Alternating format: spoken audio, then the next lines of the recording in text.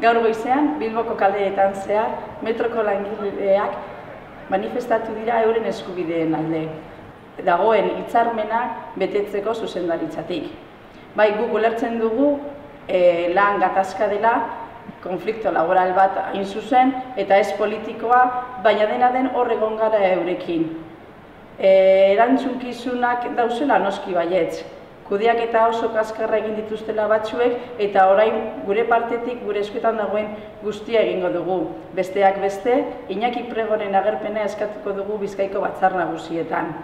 Berak esan beharko dizkigu edo azaldu beharko du zein da egoera, zein gauzak bete dituzte eta zeintzuk ez, eta egiak esan, zeren eta komunikabide askoek egiten ari direla da Bizkaiko gizartea metroko langileen kontra jarri, eta hori onartezina da.